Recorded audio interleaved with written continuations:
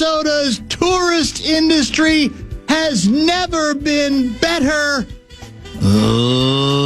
Leader Fan Radio Network. What do you mean? And KFAN.com. 2 minutes, 12 seconds past the hour, 3 o'clock.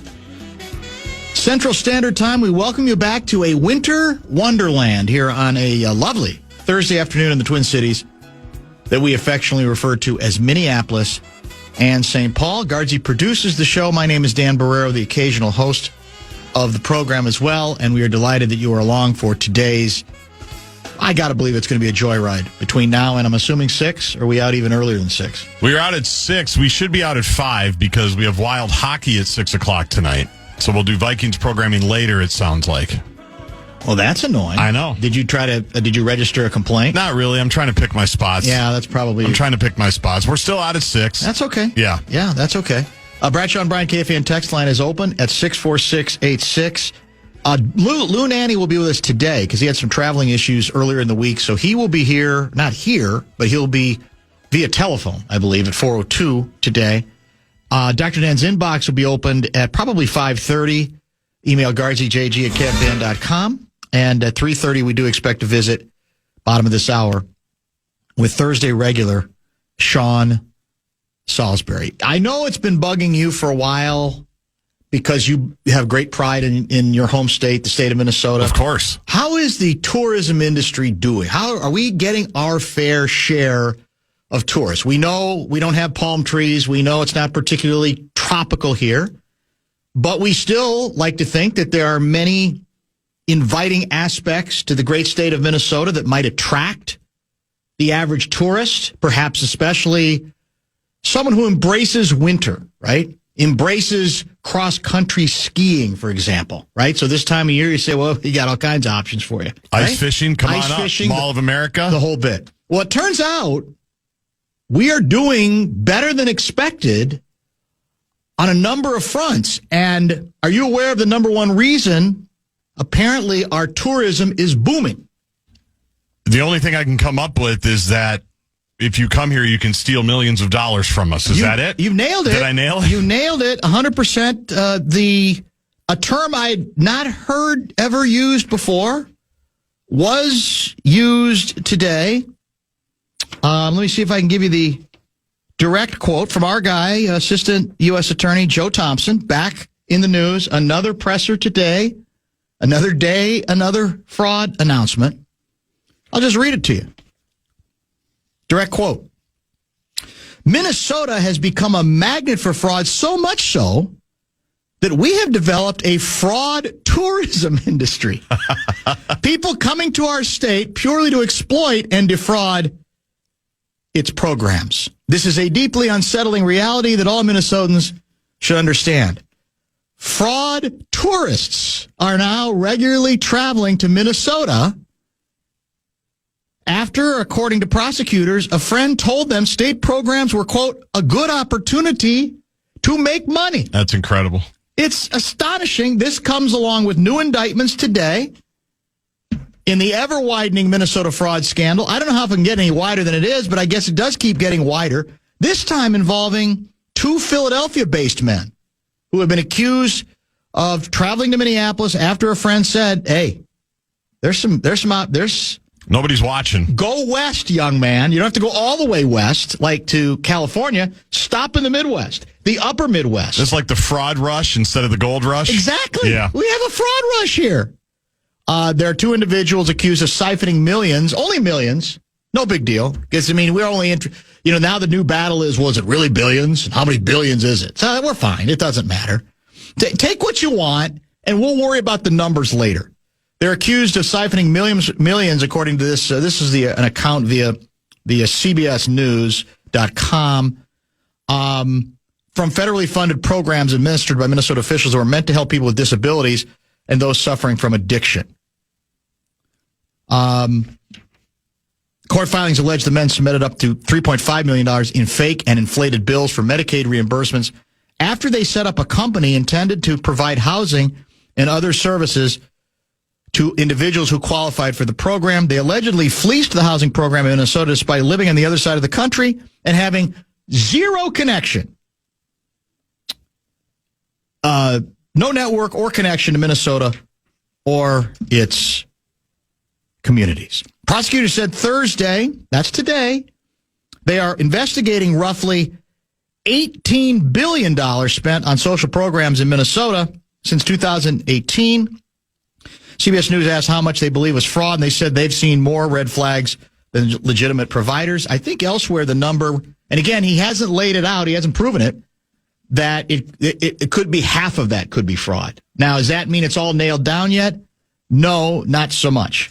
But I got to tell you, I mean, well, here's the AP story. Same press conference. About half or more of the roughly $18 billion in claims paid out by Medicaid to Minnesota-run programs may have been fraudulent, and at least 14 programs were likely exploited, First U.S. Attorney, or Assistant U.S. Attorney Joe Thompson said. He said, the scale of fraud here outpaces that of other states and puts services at risk for people who really need them. While prosecutors typically see fraud manifest as providers overbilling, Thompson said during a news conference today that companies have been created to provide zero services. So again, none of it's good. If you're overcharging or you're taking a little extra off the top of the till, that's not good. That's illegal. But in our case, it's no wonder we have a fraud tourist rush, as you say. There's no program at all. The whole thing is fraudulent. The whole thing is made up. We have become, this should not matter whether you are a shark or a jet. We have become a national disgrace on this issue. Let's just be honest about it. The governor can try to change the subject all he wants. His lick spittles can do the same if they want. But that's the truth of it. In a sense, their worst nightmare have been two people, Andy Luger and Joe Thompson. Now, maybe these investigations would have taken off anyway. I don't know. But they have taken off, and they're not stopping. And I've said this at least once before in the air. Let's put together again. We're talking about feeding our future, which was about what? Feeding children who needed to eat. During the pandemic, correct? We're talking about kids with autism. Money that's supposed to go to kids with autism, not getting to those children. We're talking about housing the elderly and people with disabilities. The money did not get to them. So I'll say again, this may be red meat for, as I said, the sharks, the Republicans. But if you're a jet, if you're a lefty, you should be even more outraged, because in your heart, what you pride yourself on about this state is its generosity, its willingness to try to use the government to help individuals, right? That's the whole point of it. And I applaud your interest in that. I don't think that's anything that any Democrat should have to apologize for. But if the money is going out and programs are being created programs haven't been created where none of the money is getting the places it's supposed to get to, you should be the most outraged of all. And yet, I don't want it's political dynamite. I got to be careful here. We've talked about it for years on this show. Can't give sustenance to the enemy, because the Republicans are having a field day with it. Guess what? Just like the Democrats would have a field day with it. Just like the Democrats rightly are having a field day with what's going on in the White House with Donald J. Trump. You can play the game of, well, it's just the other side seizing upon it. But be careful using that characterization unless you're going to be consistent with it. Because we can say it's all politicized. But the fact of the matter is, I would argue, statewide, these issues should transcend whether you are a shark or a jet, just like the issues in Washington involving Donald J. Trump should transcend whether you are a shark or a jet. And there's another aspect of this story I want to get to after the break that's bugging me as well. I mean, what's the longest we've gone without a Joe Thompson or Andy Luger presser? Somebody about this? We should get the original timeline. I feel like we're lucky if we go 3 months without another big announcement. And again, you can say he's throwing out these numbers recklessly, but he's doing the work. To this point, I haven't seen any reason to doubt that when he says half of the $18 billion might be fraud, that it might not be exactly that. Or let's say it's $5 billion. Well, at what number do we stop worrying about, well, let's be precise with the exact number, and more concerned about the degree of what we are dealing with here, the intensity that with which these stories keep coming. And if you happen, by the way, to be one of the fraud tourists, welcome. Great to have you. We would rather, well, actually, they won't be listening because apparently they're able to pull this off and steal this money without ever setting foot in the state. Well, there's the iHeartRadio app. It's free. It's easy to use. True. They could stream us there. Absolutely unbelievable. Let's pause. I'll give you the other element of this story where I think the Dems better be damned careful they don't get too high and mighty. Back with that, and then Salisbury at 3.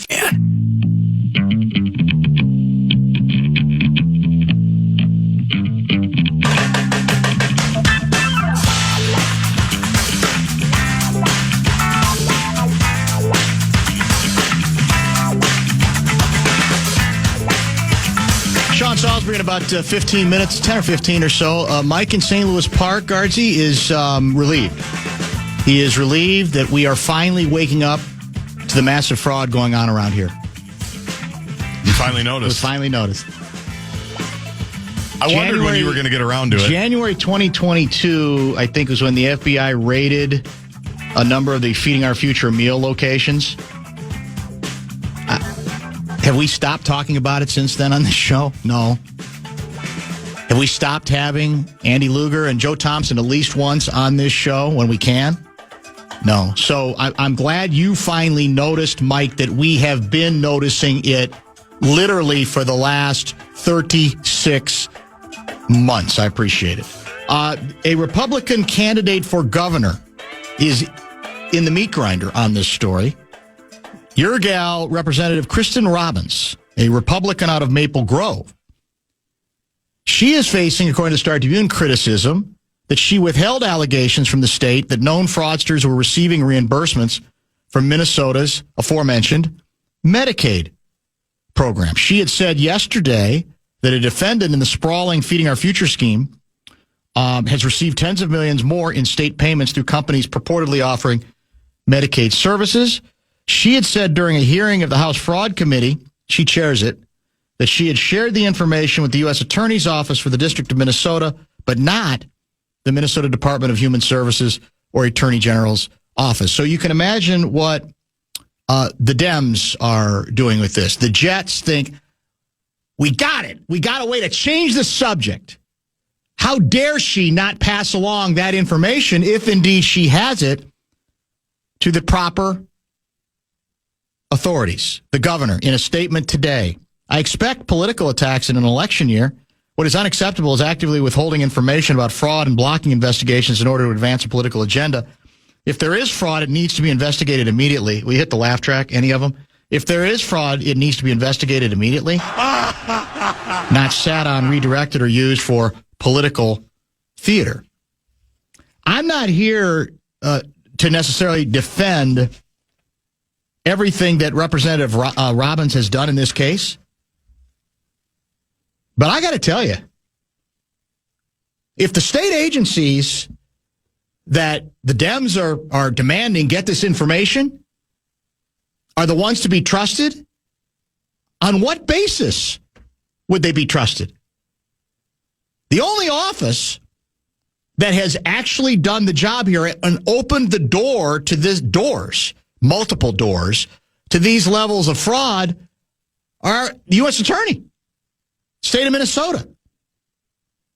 And Is she using this for political theater? I guess she probably is. The Democrats would be doing the exact same thing if the situation was reversed.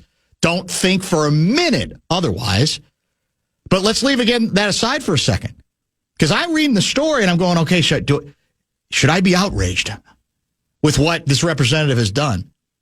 And I'll say again, what evidence has been presented, especially during the early stages of this thing, that anybody on the state level should be trusted with the information? Half the time they were too busy, too frightened about being called racists to do anything about it. So I'm not sure I would go to them first. Now, it may well be the danger of not going to them is that a couple of these agencies can more directly shut the till or shut the faucet on the money that's apparently being stolen in this case. I get that, but if I close circuit to the Dems on this one, be careful how much of a bully pulpit you get on in this case. When the state agencies have dropped the ball consistently, they may finally be figuring it out because they got no choice at this point.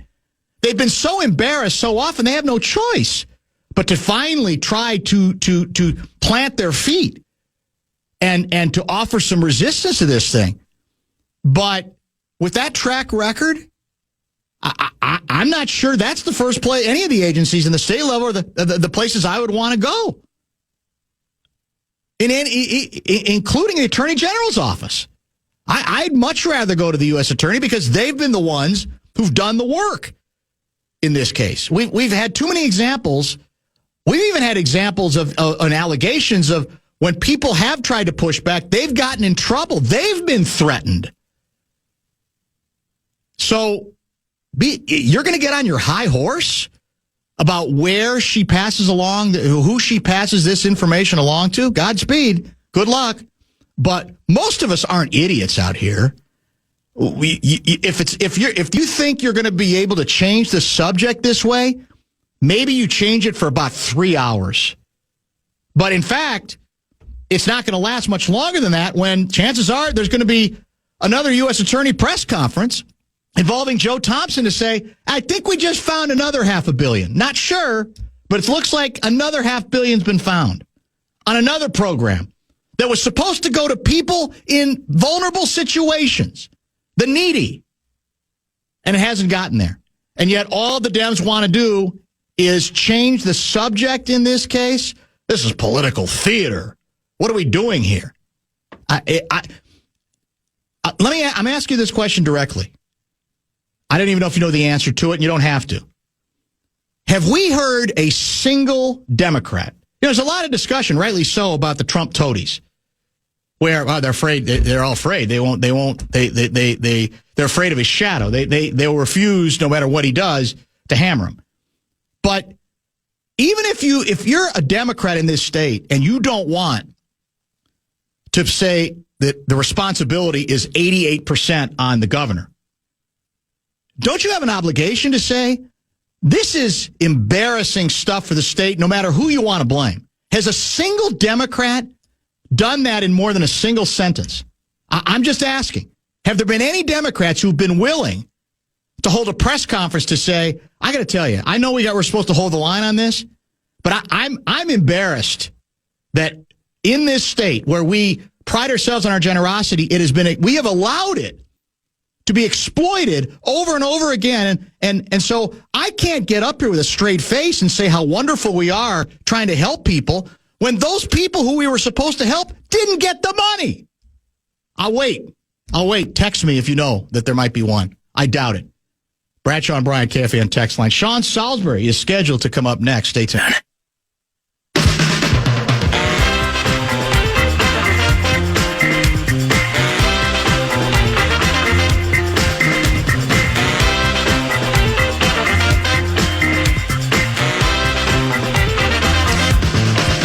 Let's return to the safety of the toy department. Sean Salisbury is kind enough to join us as he does pretty much every Thursday.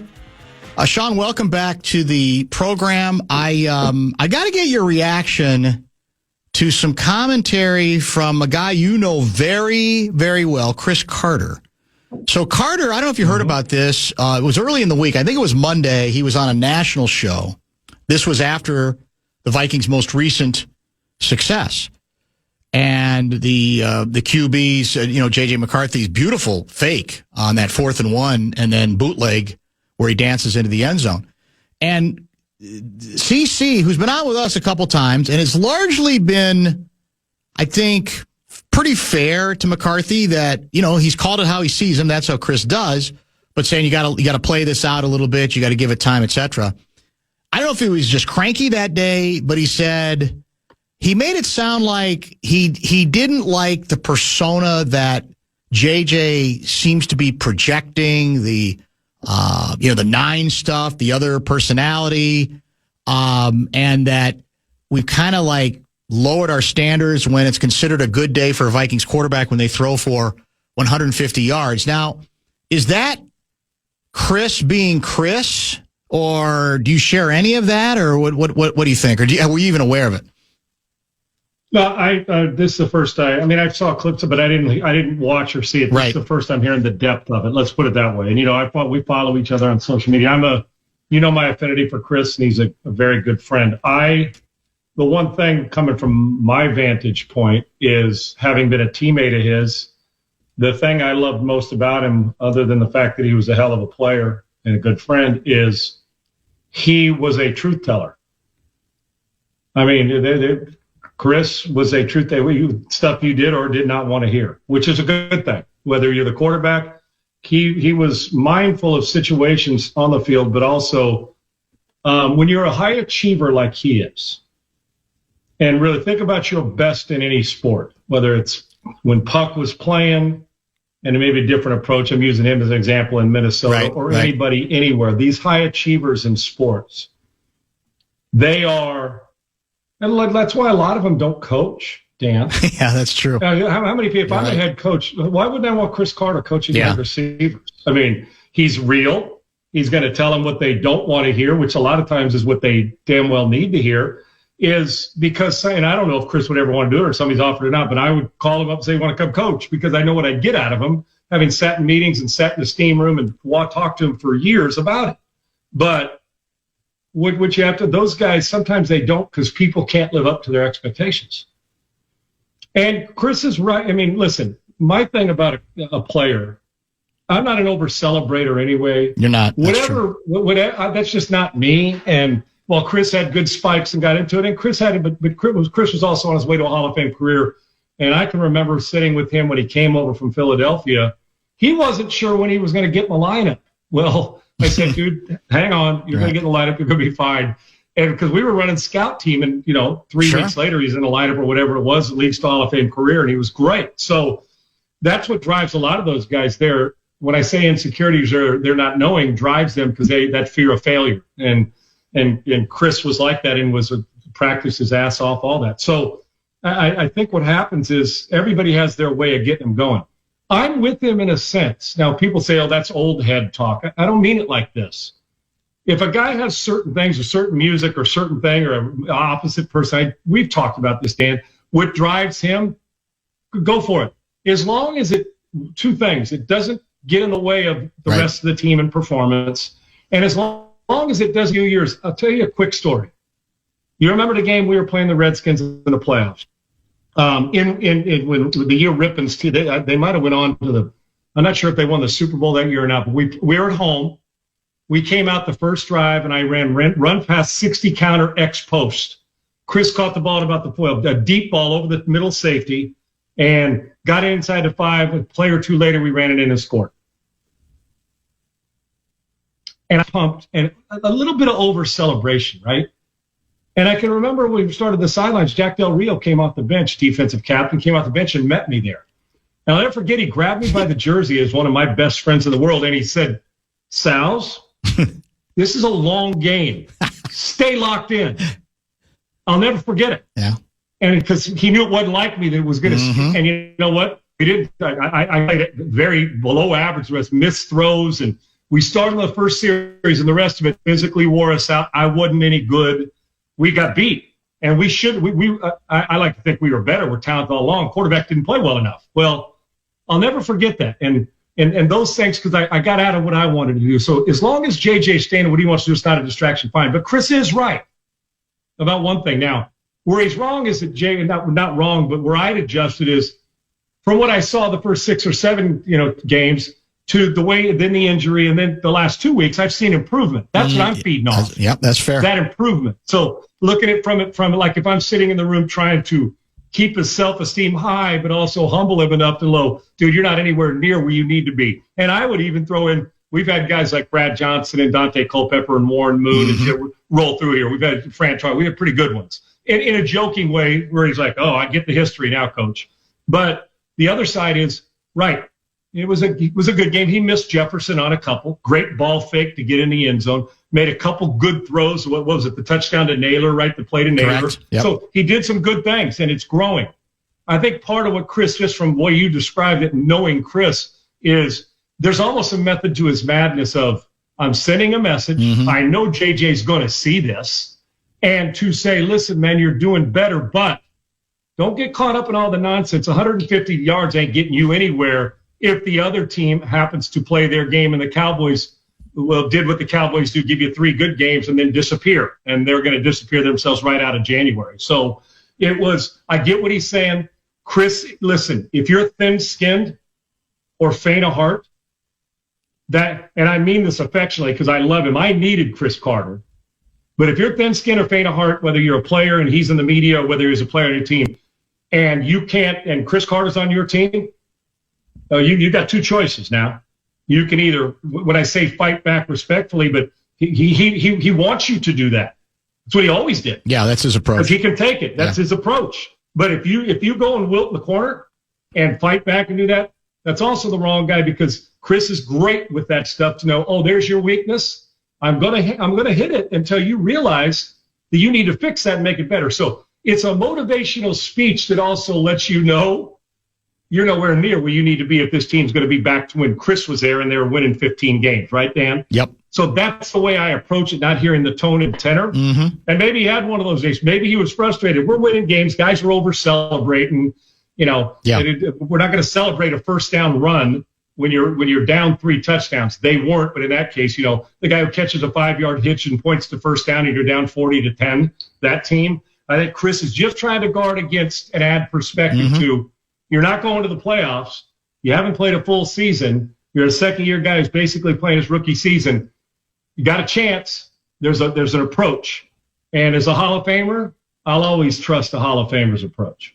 I think that's a really good analysis of probably what is working behind the scenes in Carter's mind. For the record, in fairness, we should mention against Dallas, JJ threw for 250.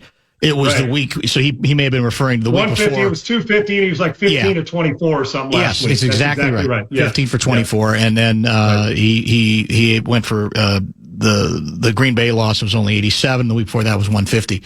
So look at the improvement, though, exactly. Dan. That's my point. That's what I'm looking for, knowing we're not going to the playoffs, and I got a young quarterback we're trying to turn into a big-time player. So specifically, what did you see you believe that was better? Decisive.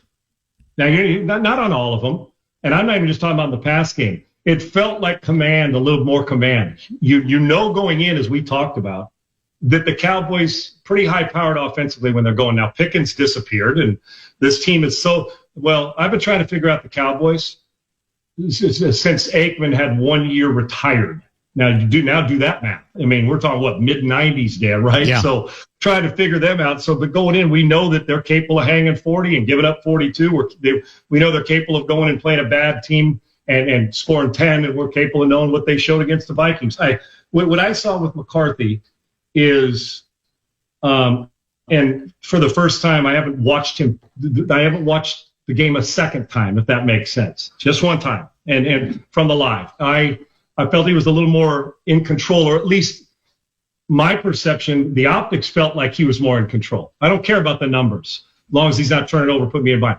I felt like he's starting to understand what you're trying to get accomplished in the play-action game, how quickly the ball's got to come out, how fast the game is, regardless if you played at Michigan, Ohio State, or Slippery Rock. It doesn't matter. The game's moving in college. The game's moving in the NFL. I thought there were signs of he's coming in. He's being a veteran quarterback who's starting to understand that getting the ball to the right people in the right time matters, and that it's not the same feel he had at Michigan because he had been there in command. But I felt like it was a step closer to saying, okay, I'm an NFL quarterback. I'm starting to understand what Kevin's trying to do, what the defense is trying to do, what I'm not capable of doing right now, to play within myself. It felt to me like he felt like the goal was to win, not to prove to the world that he can do a bunch of other stuff, at least at times. There's still improvement. You can't miss open receivers when a home run's there. I would like them early on, because great players, Anthony Carter was like this, need the ball early somehow, some way, regularly. I would like them to look at what the Rams do with Puka. It doesn't matter what coverage is. They're going to find a way to deploy him, and Kevin knows this. Hell, he's been with McVay. No, somehow, some way, even when you double him, I got to motion him, put him in the slot, not just outside, stick him in the backfield and motion him out of the backfield. I've got to do all I can to get, I don't care if it's a toss sweep. Jefferson has to get the ball early, often, and regularly without being stupid and throwing it when there's three guys. But then you keep him into it, which he's not over there chattering, which receivers, and I mean that they like to do that, and that's okay because they want the ball. And you got a better chance to win when he gets the ball. And I know he missed him a couple times, and there's some things he'd like to have back. But the step in the right direction, especially going in when you feel like you have to score a bunch of points against the Cowboys, because they are capable of scoring. They are. And they've proven it. So there's no doubt there. So I just saw steps in the direction of not pretty. Dan, I saw steps in the direction of being a quarterback, if that makes sense. It does. How important the rest of the way is it to find a way to connect with Justin Jefferson? Because, I mean, on the one hand, it's like, well, the most important thing is he made enough of the right throws. They won the game on the road. The Dallas desperately wanted the victory. They did have something to play for. And so you got to go where you got to go. On the other hand, you've got so much invested in this receiver, and he's so important. Is that crucial? Is that, no, you worry about that in the offseason, getting into next season, or not worth worrying about at all? No, you worry about it. It's not just worry about it for your team's success. And I've never sat down with Jefferson, but knowing good receivers, they're always open. We joke about Chris was always open, Randy's always open, Jerry was always open. I mean, the truth is, most of the time they are. You just got to know when to get it to them. Is you don't want those. One thing I also know about receivers, when they go on like podcasts and talk shows, this is a minor thing, but if somebody asks them a question that gets under their skin, because they play emotional. Jefferson does, all the good ones do. You know that. They're all from Puka right on to Steve. They play with this inner grind and emotion, and that when they're not getting theirs isn't just money. Not getting theirs isn't just a victory. They want 12 for $1.60. They want 9. If you win and they go 2 for 30, well, they're happy with the win. A lot of them, they walk out of there. It's the bittersweet feeling, like, yeah, we won. It's like that guy who gets a Super Bowl ring, but was hurt all year. You're like, yeah, I'm on the team, but damn, why am I going to? I got buddies that's happened. Super Bowl ring, they won it, but he got hurt in game 1, didn't play, won't wear the ring. He's glad for the team did it, but he feels like he didn't contribute. But he did. He's practicing. He just was unfortunate. Receivers game to game feel like this. That, man, we won, but I got mine. And on the other hand, a lot of times, and like I said, this is just how a lot of them are built, is that if you lose and they go 12 for 160 and 2 touchdowns, they'll be the happiest guy at dinner when the game's over. Not happy they lost, but knowing I couldn't do anything else, man. Somebody got to throw it to me. I got mine, right? And the truth is, in trying to defend receivers of this, now you don't want them throwing their hands in the air and embarrassing your teammate and standing you up in public and being a distraction in the post-game press conference. But the truth of the matter is, when they do get theirs, like last week, Puka gets damn near 200 yards receiving and 2 touchdowns and is going crazy. You got a better chance to win. So in the offseason, I want Jefferson not to, it's player empowerment and I need to brown nose him. But as a franchise, I want him going into the offseason feeling good. To where a couple of his receivers buddies at a reunion or when they go do something, he's not saying, yeah, man, you know what? You're lucky. Burrow's throwing you the ball, or you're lucky that you got Josh Allen, right? Because what it does is then it gets back to the quarterback. I know this is minor, but it does matter, Dan. Yeah. You want those guys to, no matter where they are or wherever dock they are in the United States and their travels in the offseason, they can't wait to get back to OTAs to be with you. So it is important. It's also important to build on who they are. Listen, the Vikings they're not going anywhere this year. But for their future forward, if they want to maximize what Kevin O'Connell wants to do, like what McVay's doing or anybody else that's high-powered regularly, they want the quarterback to be at his best and continue to expand his game, running and throwing. But Jefferson has to be a huge part of that. If he's not, you're not going to get the maximum out of the Vikings because he's such a good player. So what they do with Puka or certain receivers on teams, what we did with Chris, we just found ways to deploy him to get him in either mismatches or knowing that he was going to beat a double team because he knew how to sit down and zone and run away, and they were physical and precise and dynamic in the route running. So it's not, I got to get him the ball at the sacrifice of the team. But I can tell you this, if you can find a way to get it to him and deploy him so he can get the ball somehow, it makes everybody else better because it makes number 2 and number 3 have more open looks because you know who you got to take away on the Vikings. And in truth, you take him away, you think you've got a pretty good chance to win if you're a defense, and which means that's a compliment to the Vikings and how you distribute the ball elsewhere because not every game's going to be like that. But Jefferson's capable of taking over every game. I got to get him involved regularly and early. So how much of this, you mentioned the Rams, McVay, and Puka. So how much of this is his system is slightly different from the guy who worked with him, KOC, or how much of it is, well, in LA you got a veterans quarterback named Stafford, and here you got a guy still trying to figure out where he fits in. Well, the biggest part of that, the verbiage is going to be pretty similar, if not exactly the same, with a few of Kevin's touches throughout his career on it, right? Whether it's something he did when he was playing or that, you're going to get a lot of similarities because they're cut from the same, type of system. They could probably finish each other's sentences, like that whole group from Zach, that whole group, the Shanahan McVay group. It's more the cats who are doing it. Number 9 that plays for the Rams right now, all those years we saw him in the division, Dan, he's playing better football than he's ever played. Mm-hmm. And that is saying something because he's had a 5,000-yard season. He's been a gunslinger. He kept Detroit. He is playing at such a high quarterback level. And his arm he can throw it with anybody. At his age, there's very few people that can fit it into windows like Stafford can. I'm telling you right now, you can give me Josh Allen, you can give me Mahomes, you can give me – there's from point A to point B, and he's getting it there as good and as fast and as urgent as anybody. And you want to talk about confidence. Every time Stafford comes and gets under center, I think he's going to make some kind of great play. And it doesn't hurt that their run game's pretty physical. McVay knows exactly what his strengths are, and you got good players. And even whether Devontae's hurt and the other guy goes and gets 15 catches. I mean, so there's a confidence and a familiarity and a comfort zone. They're just better. They've got more weapons, and they're a better offense now. Does that mean Jefferson takes a backseat to Puka? No, you got that. The big difference is who plays quarterback. You got a young guy still trying to learn that if he has a career like Stafford has to this point, we'll walk off and say it was a great draft pick by the Vikings. And if he has a career like Stafford's having now and forward, then we'll say, damn, is this guy a Hall of Famer? So there it is. That's the difference. And McVay knows no matter what he calls, normally something good will happen. And if it's not good, it won't be bad.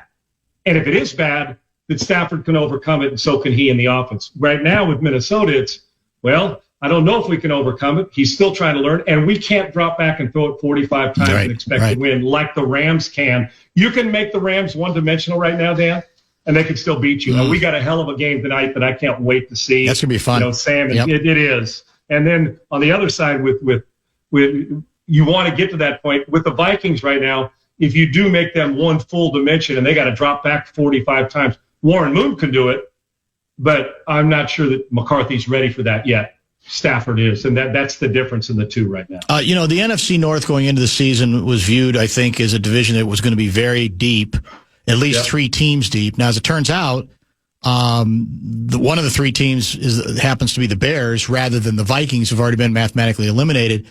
But as they stand, especially with the injury to Micah Parsons. I'm not sure I view any of the NFC North teams as ones I'd bet a lot of money on making a deep playoff run. Am I underselling anybody, or what do you see in the division now? I'm with you. The trust factor, the Parsons thing set me back because I think he's such a wrecker that you can play a defensive game and find a way to win because Jordan Love's good enough to play in one of those, right, where he doesn't feel like he has to, that they don't need to score 35. That's a big change, and that's why you mortgaged a lot to go get him. I am with you on that one. Detroit, it's so weird.